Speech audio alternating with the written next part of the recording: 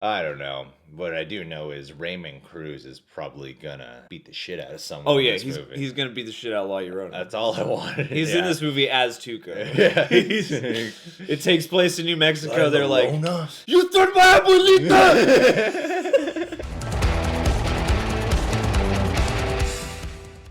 Howdy do, Reject Nation. I'm Greg Alba. and I'm Jonald. 7 a.m. right now for us. We are going to watch the trailer for the Curse of La Llorona.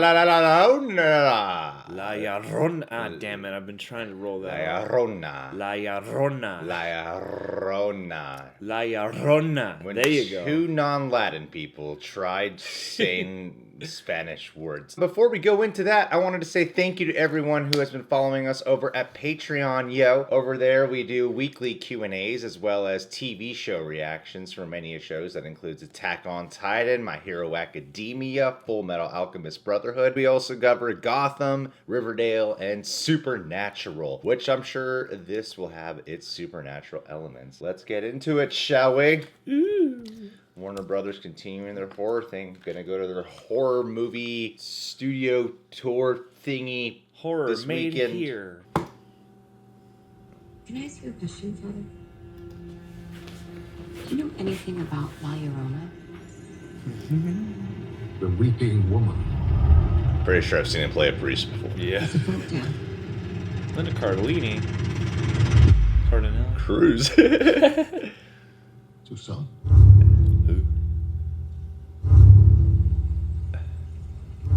This feels like a Conjuring movie. Yeah, it does. Personal tale. It's your mom! I tried to stop her! Who did you try to stop? La Llorona. Ooh. Ooh.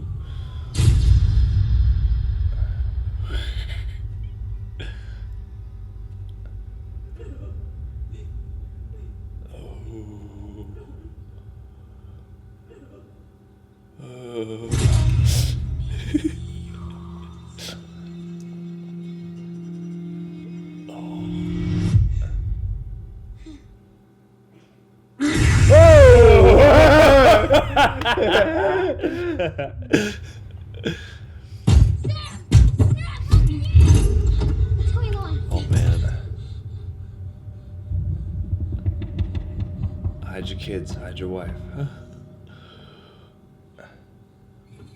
Ooh, oh, I guess that's funny.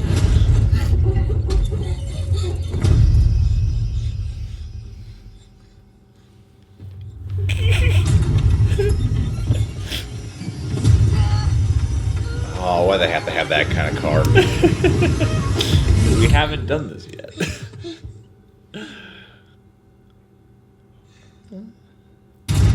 Ah.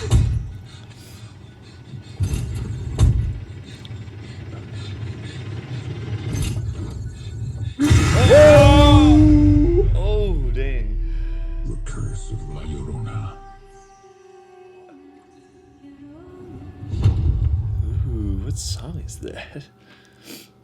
Oh man, interesting. I like these horror movies because every time we do one, they're like, what's another thing that we haven't made a jump scare yet? Let's get one of those crank windows going. I'm pretty sure he's already made The Conjuring 3. Or La Llorona was supposed to be in one of the Conjuring movies, and now she is here instead with her own spin-off movie before that movie comes out. No, I know. This is this guy's own project. This does have James Wan's producer touch all over this bad boy. I mean, this definitely feels like it's of that tonal style. You know, it feels like WB has their horror movie aesthetic. Yeah, and now more than ever, it's defined. Yeah. And does this take place in Mexico? It looked like it, right? I believe the actual story is supposed to take place in New Mexico, in like Santa Fe, if I'm not mistaken, but I couldn't exactly tell with this. I mean, yeah, the kids sounded American. Yeah. Yeah, and we went to Mexico. Most people there seem bilingual, Yeah, but yeah, everyone was La Llorona there. yeah, it's crazy, man. It's like, don't bring your This is kids like ever. a really accurate documentary of Don't the go situation. near any lakes or rivers. I appreciate the way this trailer is constructed because WB has a way of constructing their trailers too, where they let the moments really play out. I mean, of course, they're still cut up in its own way, but Yeah. they're cut up in a way where you feel like you're watching the scene play out. Yeah, you get like a few glimpses at the plot, and then you do a prolonged set piece of some kind Yeah. to showcase what the scariness is Yeah, gonna look like. it's one thing for James Wan to like be a producer on the spin-off movies and then hire a director there Yeah. and whatever. For him to take over The Conjuring 3, that seems to be a lot of the big talk about this movie. Big shoes, man. Is like, well, James Wan did a great job with Conjuring 1 and 2. He produced this one and clearly loves what he did here. And he's like, all right, well, I don't want to do Conjuring 3. You do Conjuring 3 because you seem like the perfect person to continue it. Knowing that piece of information is weirdly, more than the trailer, the number one thing selling me on this movie. It's like a huge vote of confidence right out the gate, and like that no matter what is hype for this movie, because now it's all of us coming in going, what does Michael Chavez have? Yeah. You know, like what is his eye? What is his knack? I mean, and that jump scare, the first one where the kid seeing through the fence and through then the chain link. Then she comes over from the other side. Yeah. Which is a similar jump scare to the one in The Nun, which is like your eyes looking here, but it comes from this side instead. Not expecting it to come from a different angle. It's a similar type of jump scare, but it's still a really good one. Yeah, I mean, it looked. I thought the part where she disappears into the blackness, especially, sold that because you're just like she could just be standing very still. Yeah. In the weirdness of those shadows and stuff, and then coming out of the foreground. And I feel like that's one of the bigger elements that they're gonna have to like keep fresh and stuff, because especially in the past couple years, as ghost stories and haunting stories and these kinds of things have become like so popular. It's like watching Insidious 4, one of the things I noticed was like, we're really bending over backwards to misdirect my eyes and get these jump scares going. Well, this still seems like it has all the things that would make one of these kind of horror movies work. Like the mother character seems fine. Well, she's a good actress. But the kids seem like the son seems like a real kid.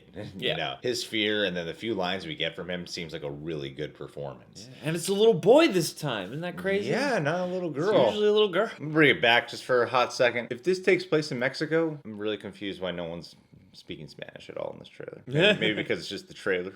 So they're trying to choose the English speaking moments, for the US trailers. That makes sense. Maybe it's American Family moves to Mexico. And I get there's a lot of, bilingual people out there, especially the woman who says La Llorona. La Llorona. Yeah. Which is the most satisfying. Like I do love like cultural folklore because, accents in other languages just add so much to that.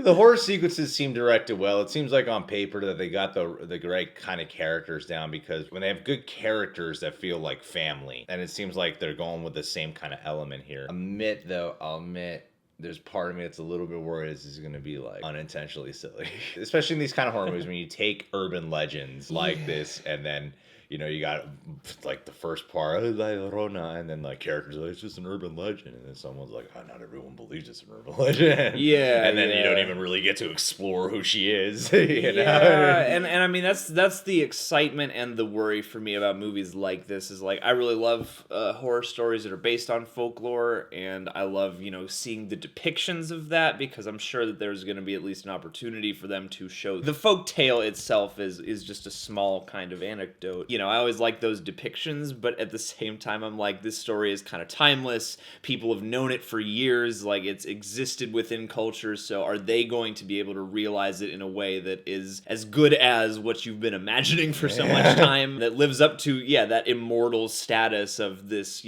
cultural figure? Or is it going to be just another generic horror movie that borrowed this piece of imagery? There are a lot of creatures like this. There are a lot of ghost stories like this out there. A lot of movies get made about them. Yeah, I think in the finale we're gonna go by the lake. Oh, probably. We'll probably be by an she's arroyo scared. of some kind. And then somehow she's gonna come to peace with her kids. Yeah. If it's anything like what everyone says that the urban legend is. Yeah, you're gonna take better care of your kids, or make sure that your kids don't wander by the river and fall in. Yeah. I mean, that's the other thing too, is you gotta wonder, like, is this just a cautionary tale to get kids not to go by the river? I don't know. What I do know is Raymond Cruz is probably gonna beat the shit out of someone. Oh in yeah, this movie. he's gonna beat the shit out of La Llorona. That's all I wanted. He's in this movie as Tuco. Yeah. It takes place in New Mexico. They're like, Llorona. "You threw my abuelita!"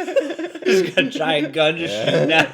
Hey man, that would make sense though, because like I said, I think this is supposed to be New Mexico, and that totally works because that's where Tuco lives. It's not an urban legend, man. All right, guys. Well, you can subscribe to the Reject Nation. Click that notification bell. Check us out on Patreon. TV show reactions, Q&As. We'd love to have you become a Patron today.